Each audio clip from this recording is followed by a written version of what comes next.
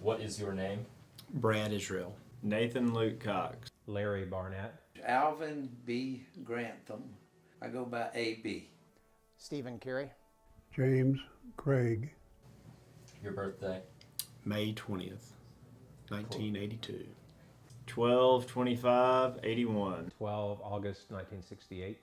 April 20th, 1949. October 29th, 1928. October 1955. Place of birth? Mobile, Alabama. Mobile, Alabama. Mobile, Alabama. Bruton, Alabama. Jenkins, Kentucky. Fort Leavenworth, Kansas. At what age did you enlist?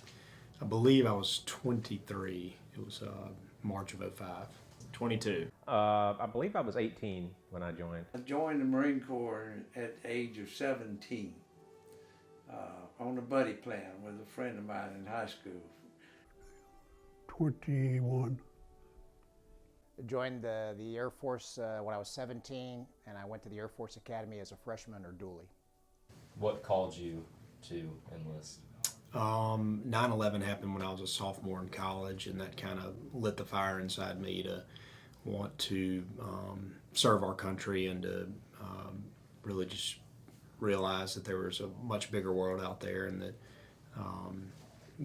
with all the great privilege we have in this country, that we can also pay it forward by serving and really testing our limits too. After the attacks on 9/11, I felt a very strong inclination to join the Marine Corps. I'd always had an interest in the military and had visited West Point and Naval Academy coming out of high school, but ultimately decided to go to Alabama. And then after 9/11, that pretty much confirmed my calling. So as soon as I finished school, I immediately went into officer candidate school for the Marine Corps, and that was in June of 2004. Honestly, I wasn't a very good student at the time, and I had several family members that had served in Korea, so I just felt like it was a good thing for me to do because I honestly had no earthly idea what I was going to do when I graduated from high school. We were about to be drafted, so we decided to enlist instead. Well, I have a long family history that served. My grandfather served in World War I, and I have many uncles that were also fighter pilots in both World War II and Korea, and I had always wanted to be a fighter pilot and was inspired by my parents and also my uncles. What was your rank when you got out? A major.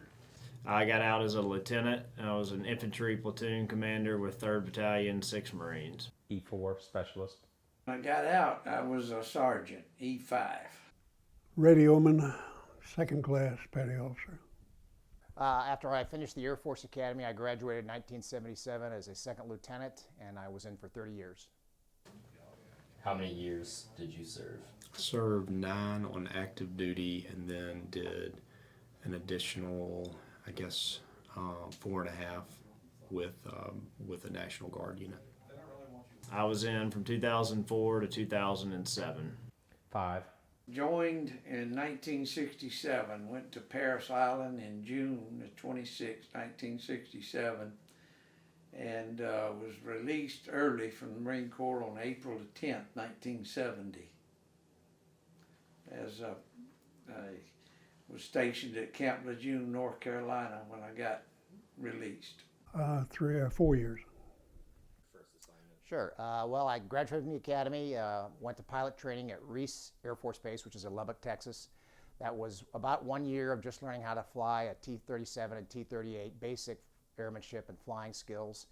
Then I was selected to come back as an instructor, and I was an instructor in T-38s for 4 years. And after that, I received my first fighter assignment flying the F-16. I left San Antonio and went out to Luke Air Force Base in Arizona, went through 6 months of F-16 training. And then as a young captain, I was deployed to Korea and was stationed at Kunsan Air Base in the middle of South Korea, flying the F-16. What was the conflict going on at the time? There were 2. There was the war in Iraq, and then also in Afghanistan, which is where I was for Operation Enduring Freedom. I served in Iraq. I was in the first Gulf War. the build up toward Desert Storm. So I got there prior to Desert Shield starting, and then throughout Desert Shield, and then Desert Storm, and then after Desert Storm, we did processing for enemy prisoners of war and civilian detainees until I returned back to Germany. Well, obviously, Desert Shield, Desert Storm, all the conflicts over Bosnia, enduring freedom, and continued operations all the way to today, actually. Vietnam War. I went to Vietnam at the end of November 1967 and got shot in February of 1968. Can you share a story, just something resonates with you, I guess, to the day? It's really just the relationships that we forged along the way, and that was internal with our teams, with the platoons that I served with the Green Beret outfits that I served with, and then also with the locals that we worked with in these remote countries such as Afghanistan. So we lived in villages and built rapport, and because of that, we were able to help them with their quality of life. They were able to help us with alienating and isolating the enemy, and it was something that could leave a lasting impression not only on my men but on the locals that we were there to serve alongside as well. So they had a very positive experience with our presence, and were very upset to see us leave. So those are the things that I probably look back on that are strong stories that all revolve around something similar to that, with the power of relationships. What kept you going through it all? It's just, one of my mentors always said you put one foot in front of the other, and that was his definition of courage. And so it was just realizing that you were well trained, and that the people on your left and your right had your back. And as a leader, as an officer, you didn't have a choice. You had to do it for them. It was your job to protect them, to adequately plan and prep for the missions that you had coming, and just to to really see the mission through. And so that was always kind of what our focus was. It was the here and now, and not thinking 12 months from now or 14 months from now we'd be home. It was, what do we need to accomplish now to get there? And so just keeping that presence of mind. Sure. So, being an infantry platoon commander, I had about 65 Marines under me while deployed, and loved having the opportunity to lead Marines. I always tell people that, what I did was nothing compared to these young guys that 17, 18, 19, 20 years old were already on multiple deployments and were at a different stage of life than I already was at that juncture. And just incredible what these guys give up and go through and sacrifice for themselves and their families for the sake of our country. And just having an opportunity to lead them in general into combat was just absolutely amazing. And, countless stories of acts of heroism and bravery on their part. But just overall, just the feeling of getting to have somebody follow you into battle and run towards gunfire based off following your lead is something that I will never forget and really never be able to replicate. In the early hours of the first day, or the early hours of daylight the first day of the ground war, my team was tasked with gathering and keeping safe, for us, for a three-man team, a large number of prisoners. Well over 100, I can't remember. I think it could have been as many as 200. The exact number escapes me, but I know that we were tasked with keeping the prisoners safe while the ground war was going on around us. And so we set up what is called a hasty enemy prisoner of war camp. Well, we were told that at some point reinforcements would be sent to help us get the prisoners to the rear where it would be safe. Unbeknownst to us, our communication, our radio, and our Humvee, and like I said, we were a three-man team in one vehicle with these prisoners, and we had set up a concertina wire perimeter for the prisoners to stay in, and there was no cover whatsoever for the prisoners for safety or warmth. It was very overcast and cold, but our radio had broken, and by then everyone had left. The the column of tanks and what you would expect to see in an infantry division had gone over the horizon, and we were there, but we had no communication. Well, when you're tactical, you change radio frequencies often to keep the enemy from listening to what you are doing. And so the problem was, by the time we were able to repair our radio, the frequency had changed, and we had no way of finding out what the new frequency was. So we were without any kind of communication with the rest of our unit. So subsequently, for the rest of the ground war, which was about 100 hours, a 3-man team was tasked with keeping all of these prisoners alive with only water and food for a 3-man team for 3 days. So that's our combat load. So eventually we drew straws, and I was chosen to walk back to the nearest red ball, the nearest road, which was, I can't even remember how far away, quite a bit. I had to hike by myself to this road, hoping to find someone to give us some assistance. And ultimately, I'm standing there unshaven, covered in soot from the burning wells and everything else. A column for, and I can't remember the exact name of the unit or the exact designation of the unit, but it was a reserve component of 101st Airborne. And I made contact with them and led them, and there were unexploded munitions around from the earlier bombardment. So I had to ground guide a couple of vehicles from this column to our camp, and the people from this unit gave us some food and some water for the prisoners and for ourselves as well. I was very grateful to get some cigarettes from one of the men in this other unit. And a colonel, the bird colonel who was in charge of this unit, gave us his word that we would have some support by 1700 hours Zulu. And I think it was like 8 or 9 o'clock in the morning when all of this happened. We were doubtful that he would get to us, and we still had no commo.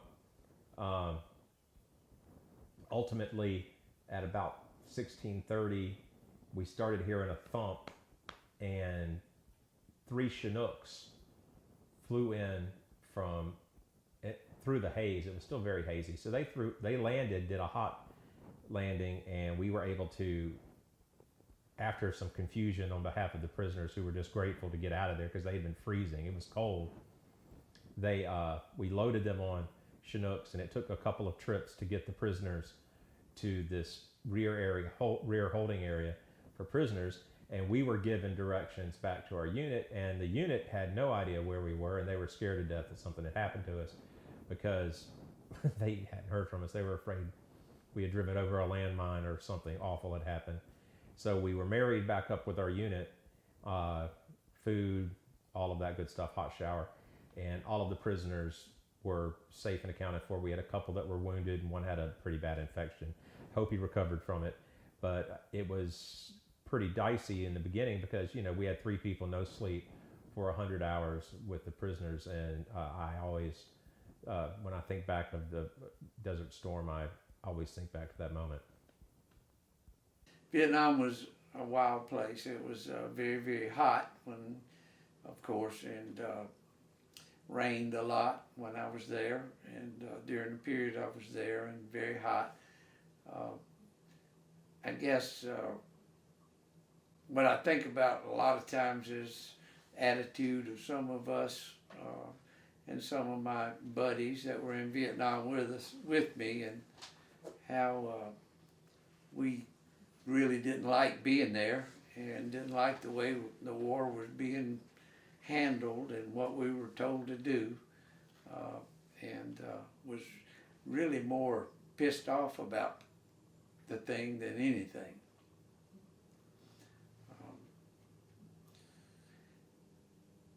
We were always on the move.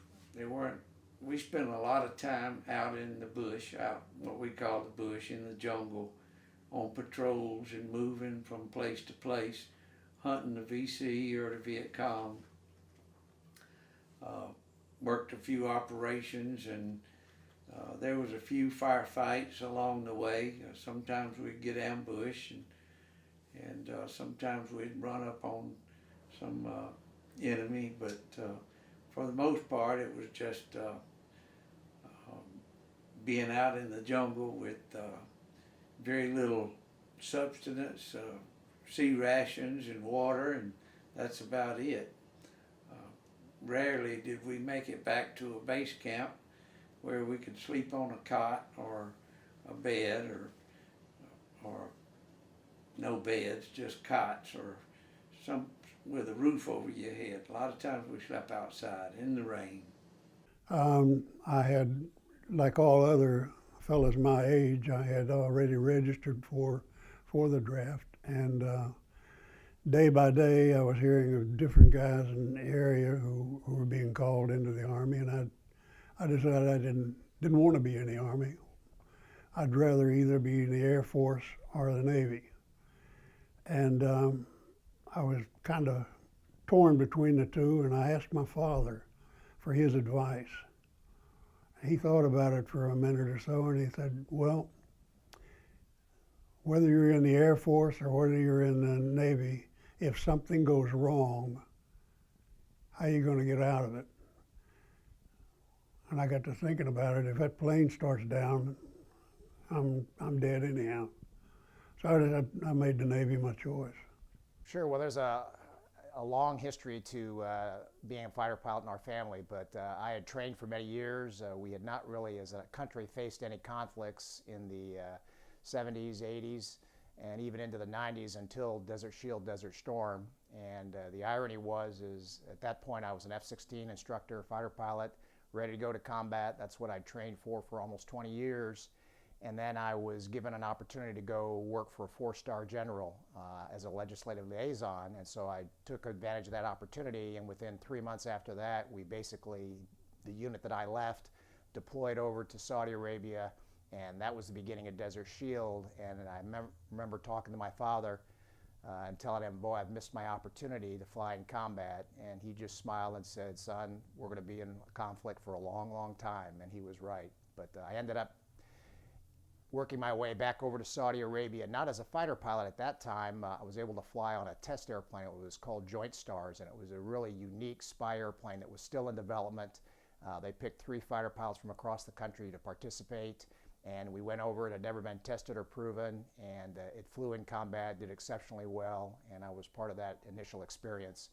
And that was during Desert Storm. Obviously, I flew missions over Iraq later on when I was flying the F-15 and we were flying air superiority missions. What was the most difficult part? It depends on which time. I would say probably the last deployment to Afghanistan was after I'd gotten married and we were having our first child, and so coming home for the birth and then leaving to go back to my mountain detachment was tough because one, you're conflicted because I wanted to be back with my guys, which I knew I inevitably would be, and then once I got back, you certainly wanted to be back with your family, and so it just put things into perspective on really just what matters to you in life, and that's those that you care about and that care about you, and so I think it was always hard whenever you were separated, but with that. Your strength and character grow, and I'd say the same for my spouse and for my children, and so it was always difficult to be away from them, but you just had to make positive impacts on the people that you were with in order to do what would make them the most proud. I mean, obviously, being away from family and loved ones was a big adjustment, and of course, it's physically challenging and mentally challenging being in the military, but I would say, for me, honestly, it would be getting out. It was a big life adjustment, getting out of the military and going from a high adrenaline environment day in and day out with a bunch of Type A personalities and the camaraderie that surrounds the military, and getting back out and adjusting to the real world, was extremely difficult. And I think that's why the bond between those that have served, and specifically those that have served in combat, is so unique and so special, because very few really understand what that brotherhood's all about. And you can't replicate it on a sports team or a fraternity or anywhere else. It's truly unique to those who serve and those who choose to fight. And so that was probably the biggest adjustment for me, was just getting back home and transitioning into the, I'll call it the real world. I guess losing friends, losing comrades, and just the sacrifice of being away from family and away from everything that you've ever known of your whole life. I don't remember being in a village that had electricity. You know, it's just a total difference altogether. And one of the toughest things we did was when we were sent to Way City and involved in the Battle of Way. That was really bad. Nothing really difficult. It was the aggravation of being at sea quite often. My ship was, home port was in Newport, Rhode Island, therefore I was in the Atlantic Fleet. And we were not subject to be transferred over to the Pacific Fleet. When my ship left San Diego, we came down and went through the Panama Canal and up into the Atlantic to our new home port. And the biggest thing we did was maybe to travel to Gitmo Island, or Gitmo, Cuba rather, for some training down there. Every 2 years we had to go through that. We also hit quite a few nice islands as we were cruising around. We went to Bermuda, we went to Nassau, we went to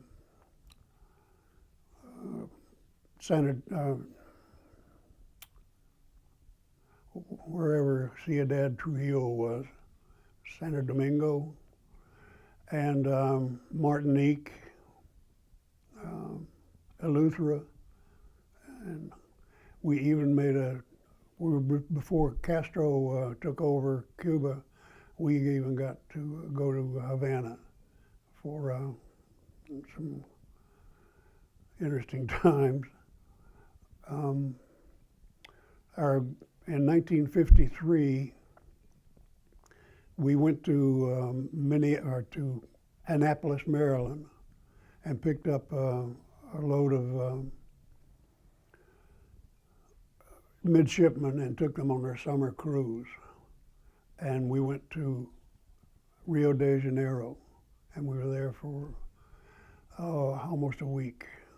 From there we came up, stopped at Trinidad, then went over into Colombia. Forgot the name of the town in Colombia, but it was an enjoyable cruise, even though I was green complected most of the time.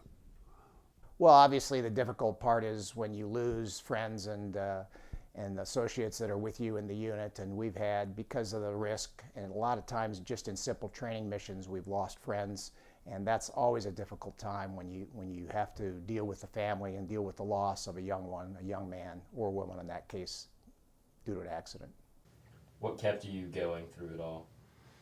I mean, it's just, one of my mentors always said you put one foot in front of the other, and that was his definition of courage. And so it was just realizing that you were well trained and that the people on your left and your right had your back. And as a leader, as an officer, you didn't have a choice. You had to do it for them. It was your job to protect them, to adequately plan and prep for the missions that you had coming, and just to to really see the mission through. And so that was always kind of what our focus was. It was the here and now, and not thinking 12 months from now or 14 months from now we'd be home. It was, what do we need to accomplish now to get there? And so just keeping that presence of mind. What was the most difficult? I mean, that's easy. That's your Marines. I mean, hands down. As an officer, you're responsible for those that serve underneath you, and you always got to put them first, and it's all about them. So anytime you got tired or anytime that you felt like you couldn't go any further or were scared or whatever else it was, you just look into those guys' eyes and know they're counting on you, and you could find whatever strength you needed. And that went for my officers above me and everyone else all the way up the chain. I think that's what makes our military so special. I think it was adrenaline, really. There was never any. I think everybody had initially, and I think this is true for every campaign in history, everybody is excited at first. They feel like they're, that all of their training is going to be tested, because up until then it's all, it's academic, really. They don't know if anything they learned works. So a lot of people in the military are eager to test their mettle and see if they have what it takes or whatever. And so the military is famous for hurry up and wait, and so that's what you've been doing for so long. And so when you actually get in a position where you're doing your job, it's pretty exciting, because you're not worried about the spit shine and the pomp and ceremony and all of that. You're actually doing your job. So it was, I think it was pretty easy staying up for long missions and all of that. Sure, it's tedious. Everything can be tedious if you do it long enough. But I believe there was I think the enthusiasm was contagious. The buddies around you, you had their back, they had yours. We knew we were in a very, very bad situation, in a rough place, and there was a lot of people getting wounded and killed all the time. And so in order to survive, we had to kind of bond together, stick together, and try to look out for each other. So that's basically what kept you going, and the fact that one day, at the end of this tour, you'll be able to be sent back to the real world. It's just kind of the way we looked at the United States as being a real world, and that was a kind of a fantasy world over there. It was almost unbelievable to experience. I signed for 4 years, and actually I served just a couple of months less than that, because of just the way they were discharging at the end of the Korean War. I found out a very disturbing fact about me that I never knew before. I am subject to seasickness, and on our first cruise, when we went out to do the shakedown cruise, they call it, I have never been so sick in my life, and it went on for the next 3.5 years. Well, obviously, there has to be a passion for anybody that wants to fly jets and fly fighters. It's a great environment to be around. The camaraderie, the men and now women that are part of that. It's an incredible community of leaders and aviators who want to serve their country. I always remember telling my father when I was young in high school, I said, "Dad," and he'd ask me what I want to be, and I said, "Dad, I just want to be a leader like you." And probably not a better place to test your leadership skills than in the military and in combat situations. What was the best part, and that makes you smile looking back? It would definitely be that impact that you had on others. If you could leave the world a better place, if it was in Colombia, South America, in a remote area, or Guatemala or Peru or Afghanistan, or wherever you were, it was, what were people going to say about you when you were gone, and what did your team feel, and how you represented them, and what did the indigenous population and the indigenous forces that we worked with think. Were we genuine with our approach? Did we help them as much as possible? Did we equip them and help them sustain what they were going to be doing long after we were gone? And so those are the types of things that I think you really feel proud about, because I have interpreters that reach out, or folks that can find you on the internet that just really want to say thank you, and that they miss you, and that they pray for you and all those things. And so just the relationships were absolutely incredible, and something that I feel most never really get to taste to the level that we did. All of it, looking back on my life, the things I'm most proud of were the most miserable at the time. But just the time with my guys, whether it was in training or going through officer school or whatever else it was, just the being as miserable gets, whether it's cold, wet, tired, hungry, and just some of the laughter that comes out of some of those moments. And every time I'm around those guys, it's like we were together yesterday. We fall back into the same rhythm, the same conversations, and it's just incredible the bond that you form with those guys going through those hardships. And looking back now, again, some of the things that I thought were absolutely miserable at the time, I'd give anything to get to go back and do with those guys again. So it's always mail. I think everybody in every war looks forward to getting mail from home, and it's funny because when you open an envelope, it smells clean. You can smell everything where it came from. And some of it might be mental, but it's nice in that filthy, dusty environment to get a package that smells like home, even if it's just your mother's perfume or your girlfriend's perfume or candy or whatever they sent you. Mail is always a favorite thing. Oh, we had some light moments, other than a occasional marijuana cigarette every now and then we could get a hold of, but when we had some downtime, we did have a few light moments. Somebody would usually always smuggle in a little booze or a beer or something, and we were able to sit around and joke about our circumstances and talk about our families and people back home. So you had to kind of do a little bit of that to keep from going nuts, I believe. Other friends I made some very, very close friends, and one of them was a bosun mate aboard, and the other was a radarman, and I've had contact with them since then. Probably our Friday night debriefs. Fighter pilots can be pretty notorious, pretty ornery sometimes, and you get a room full of 30, 40 guys, somewhat like a fraternity party, but they are unforgiving when it comes to mistakes. They will humiliate you at every opportunity, and it's all done in good jest and cheer. And as I said earlier, the camaraderie that you share with these men and women in combat and in just day-to-day living, flying fast jets, there's nothing like it. What should we as civilians remember about those who serve? That every day is a struggle, and I think that's in anything, and it's not to look for recognition or for gratitude, but just that there's a people right now, as you and I are talking, that are standing guard, pulling security. That's a 24-hour a day, 7-day-a-week job, and and it's going on right now in places across the globe. And those folks are sacrificing for us to be here, to have these kind of conversations, to learn, and you just don't want to forget them. You just want to make sure that you always are grateful and understand that the word patriotism is something to be proud of. It's what our values are about as citizens that are upholding the ideals that we cherish, such as freedom and just democracy, and knowing that in order to continue this direction, we have to be willing to preserve and protect that.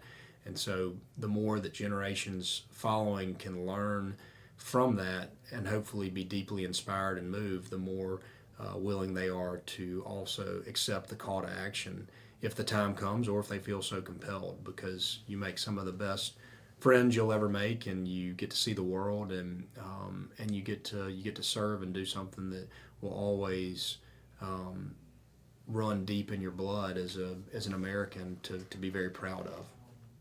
Just because we chose to serve in the military doesn't make us better than anybody else. I mean, it's what we wanted to do, and it was important to me, and I wouldn't trade my experiences for anything. I lost friends, I lost Marines under me, and it's difficult. It stands with you forever.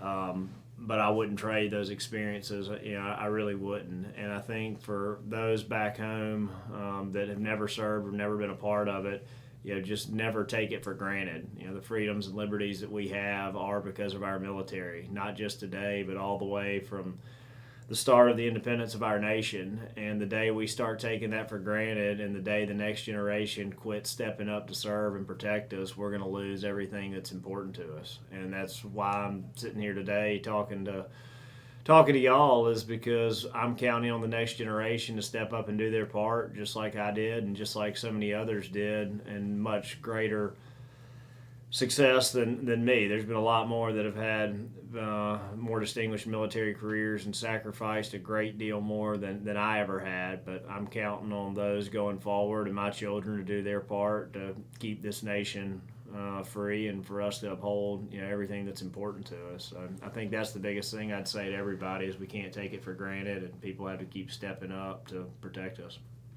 Well, I think that I think there's, and the fact that you're doing this assignment, making this, shows that I think there are quite a few younger people out there that are cognizant of what's going on and what it takes to have what we have.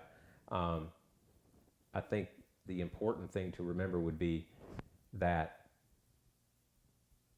somebody's got to do the heavy lifting. This doesn't just happen. So at the very least, you need to respect those that serve, and maybe you can ask yourself, am I doing enough? And not just for the military and for your country. And I know that sounds cliche, but you really should ask yourself, am I doing enough? Am I earning my keep as a citizen? Well, I'm not sure I'm the one to ask that, but I think they've learned it pretty much recently, the last few years, in support the troops. When we were in Vietnam, we weren't highly looked upon. We were scorned by a lot of civilians and media and people, and that's never a good way to treat somebody that's trying to defend your freedom, trying to do something for you. And it had an adverse effect on a lot of us Vietnam veterans for the way we were treated upon when we returned from Vietnam. And also the way we fought that war was the way the military directed the war, the way they directed replacements, and the things we did in the war. We've learned a lot of lessons that we don't do anymore as far as military. So I think that war was pretty much a learning experience for civilians, for the military, and for the government as well. And it seems to that the military and the civilians and people have learned from that. And I think the Vietnam veterans themselves are the ones that help push for the recognition of the veterans today when they return from a war, because it was kind of like we vowed not to let any of our brothers or our veterans be treated that way again. They're just doing their job. The veterans are just doing their job, what they were told. And so if you want to be mad at somebody about what they're doing, then be mad at the people that sent them over there, not the veterans themselves. Well, I don't know. The only thing I can think of is that if it's mandated, it's going to happen. I think probably the best thing that happened to me was the 4 years that I spent in the Navy, because it prepared me for an adult life that I hadn't really had a chance to delve into. Well, what I would offer is that when we fought World War II, the whole country knew we were at war. The whole country participated, and that was not just the men and women that fought for our for World War II and fought in all those conflicts in Europe and in the Pacific, but also back home. I mean, young kids did a lot of things. They'd gather tires, they'd gather metal and tin foil, and they were all sacrificing for a greater cause, the World War that was ongoing. Since that time, though, as a nation, we've prospered and done well, but now in our conflicts, most Americans don't feel the consequence. They don't feel the stress or the strain. They really don't make the sacrifices that our young men and women have to make when they deploy. And whether it's the Army, the Navy, Marines, or Air Force, these men and women spend a lot of time away from home. That's a great deal of stress on them individually as well as their families. And I wish that as a country we'd spend more time sharing those stories so that Americans that live day to day and enjoy the great country that we have, that they understand that while all that goes on in the backdrop behind the curtain, men and women, fighting men and women, are out there doing their service. But if you have something you want to share in here that you want to show and explain, or something we can take a picture of and just put in or whatever. Sure. I mean, y'all can do, there's that picture book over there, if you can reach it, that's, photos from Afghanistan. We worked a lot with the children just because, we saw that as an opportunity.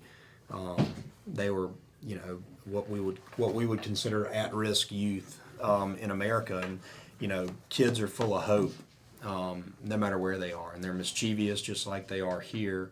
So what we found is that if we could educate and empower children and invest in them and help take care of them, we were ultimately transforming the villages from the inside out. And so this was a way for me to capture pictures of a lot of things that families, loved ones, and folks I didn't even know from back in the United States sent to us, just to really show that they cared about them and what they were doing. And so it was everything from school supplies to winter jackets to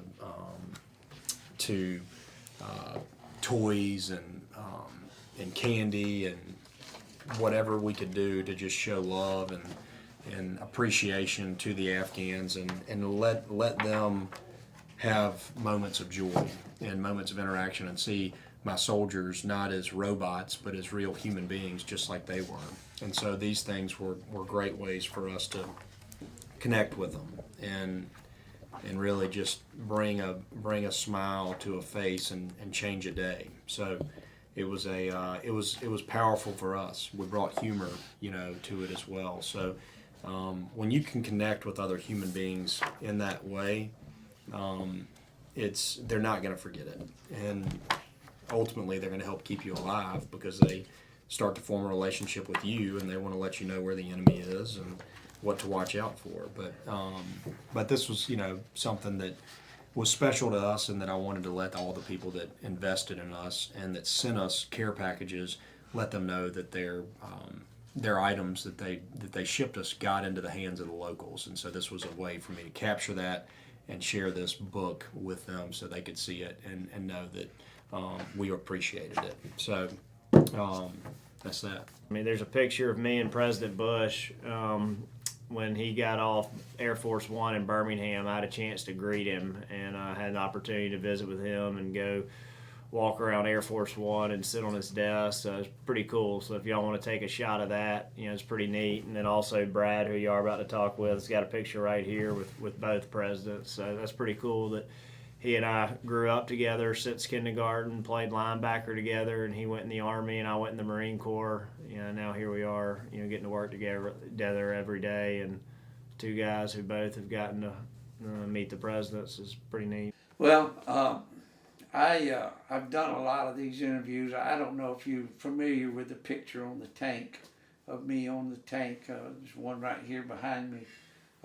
That's me without a shirt.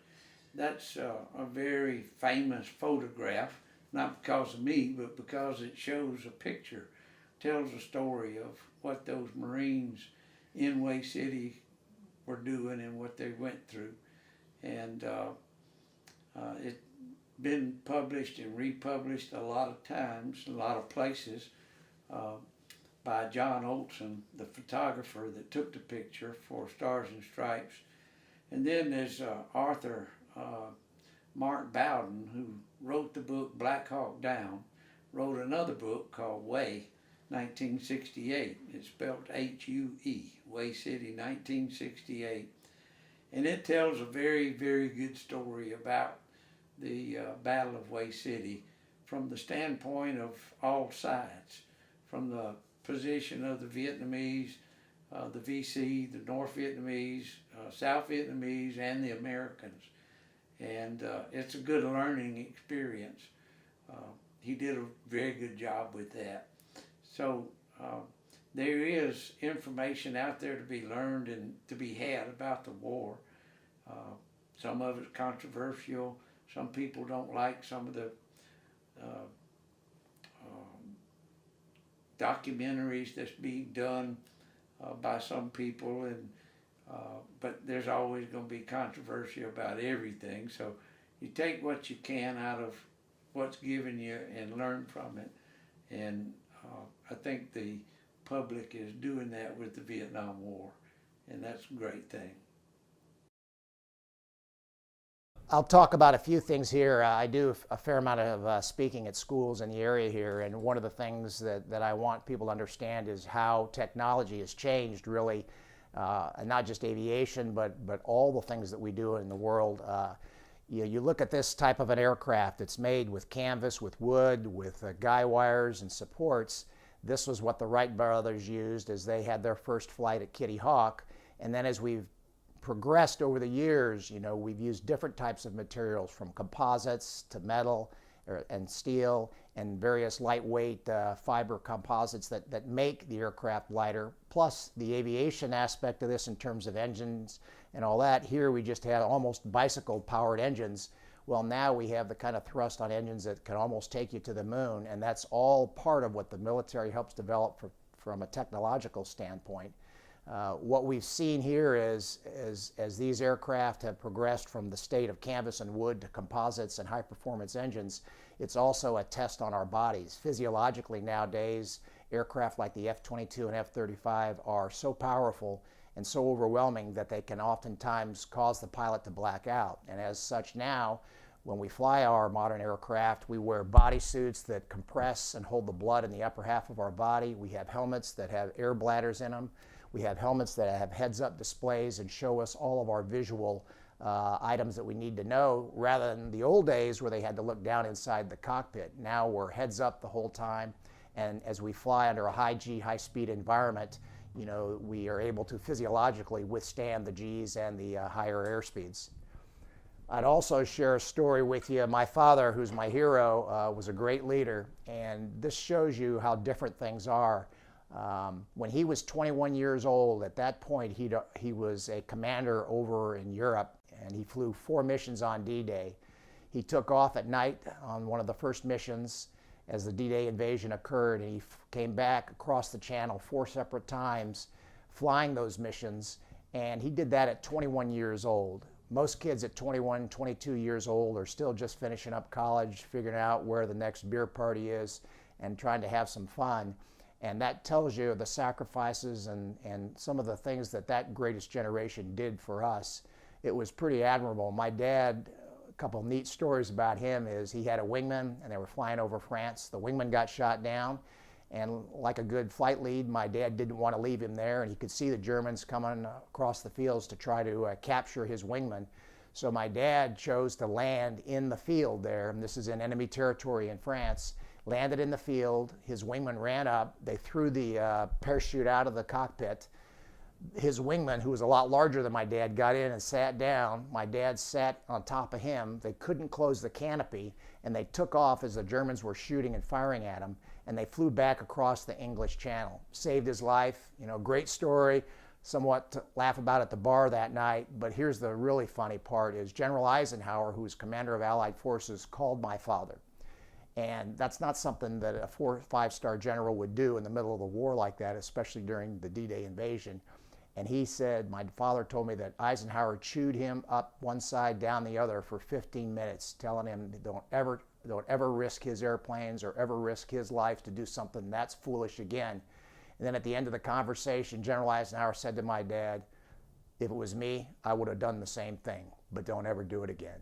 So pretty neat story when you talk about something like that. And my dad had many stories during that conflict, as did all those World War II leaders and great veterans. The picture up here is the story of my father. You can see there's the picture of him with the wingman that he actually landed behind enemy lines. You can see there are swastikas. My dad has 4.5 kills. He was lucky enough that he got to fly in both the propeller age. This is the Spitfire that he flew initially during World War II with the propellers, but he also got to fly the jet age, and he flew during Korea. My namesake, my middle name is Desmond. James Desmond was one of my uncles that was also a fighter pilot in the Korean conflict, and he was very young. He was shot down and was initially MIA and then pronounced KIA, killed in action. But as you can see here, my dad, he crashed 2 times behind enemy lines. He was shot by ground fire, both cases. One time during his evasion as he got out of the aircraft and was escaping, trying to find his way back to friendly forces, he came across some Frenchmen that were lost. They were in a Jeep with a machine gun on a turret. He hopped on board with them. And at that time, the enemy lines were a bit mixed up, and you weren't sure where the good guys were and the bad guys were, but they came over a crest and they looked down at the valley, and there were 99 Germans down there with a German general. And my dad says, all I did is I took the machine gun, shot it over their head, aimed it at them, and asked them to surrender. And they didn't argue a whole lot. They surrendered. And then my dad, to this day, still has the general's German Luger that he captured when they captured those Germans and marched them back to friendly forces. So, great man. You know, we're lucky to have him in our family.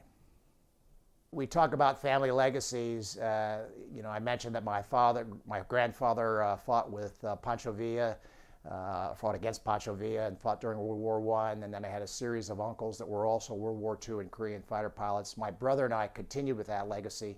And my brother and I both fought in Desert Storm.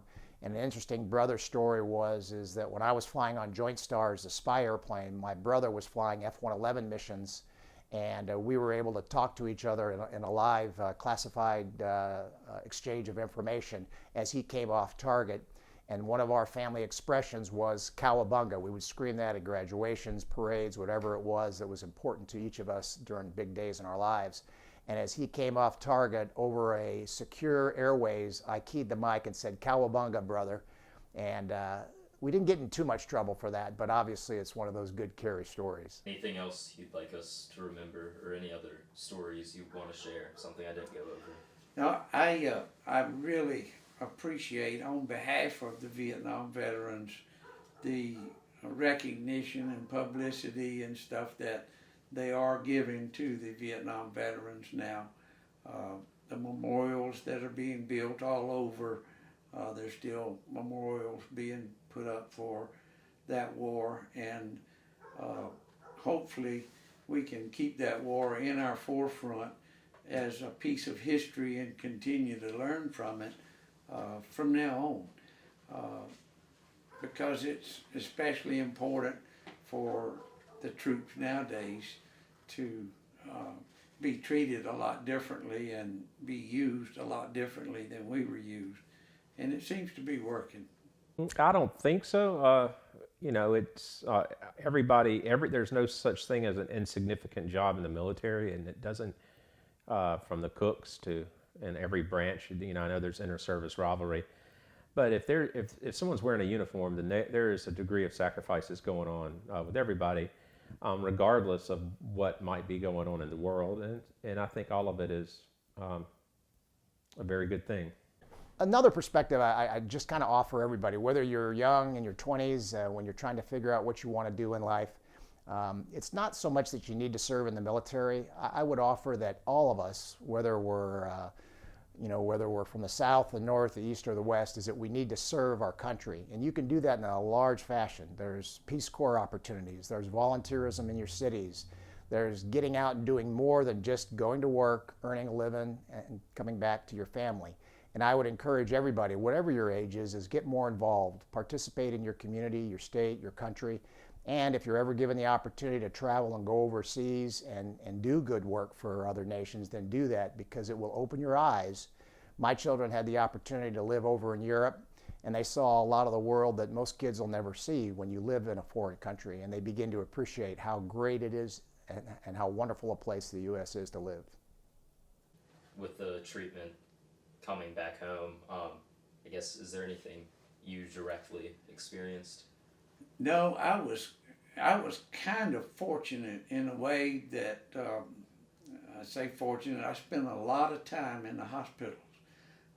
As you know, I got shot through the chest in Way City, and so I wasn't ambulatory or out in the public for a long time. I spent many months in the hospital and recovering from that, so I was kind of insulated from a lot of that, although I saw it on the news a lot, television, and ran into, you know, fellow veterans that were treated that way. But by the time I got out of the hospital and just about ready to be released out of the Marine Corps, I could kind of assimilate myself back into society quietly. When I got out of the Marine Corps, I tried not to let anybody know that I was a veteran, that I was a Vietnam veteran especially. Even when I went to work out in the public place, you didn't want people to know that you were a Vietnam veteran, because you were either looked down upon or people looked at you differently and treated you differently in a lot of cases. So in order to get a fair shake and a fair treatment, we hid the fact that we were veterans, or Vietnam veterans especially. So it was kind of a thing that we buried, tried to forget ourselves. And of course, that's the wrong way to go about assimilating back into society, and it didn't work out very well for most of us. It didn't work out at all. So you were, I guess, involved pretty heavily in scouting. Would you like to share just about your scout life, and then also if that helped tie in to the military, perhaps? One of the things about the scouting program is that I was exposed to the Morse code, and a friend of mine, and we lived about 100 feet from one another, and we rigged wires between the two houses, and he had a set and I had a set, and we would send messages in Morse code back and forth. Of course, it was slow speed because we didn't know what we were doing most of the time.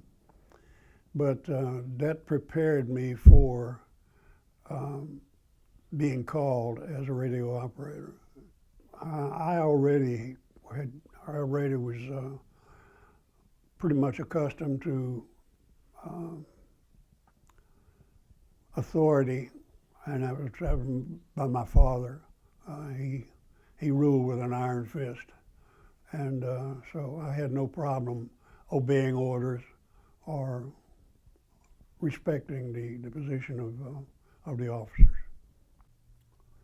This was the Court of Honor. So there were 7 of us that received our Eagle badges at this particular night, and we all lived in West Virginia. And I know 2 of them are already passed, and a couple of more are very close to the end of their days. I don't know about all the others, but I am in the back row on the right. I enjoyed scouting.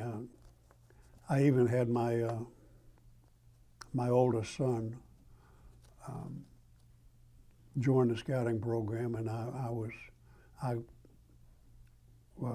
his scoutmaster. Becoming an Eagle gave me a sense of determination that I would not have had otherwise. If I learned in scouting that if you don't know the answer to something, ask. That's the best way of learning.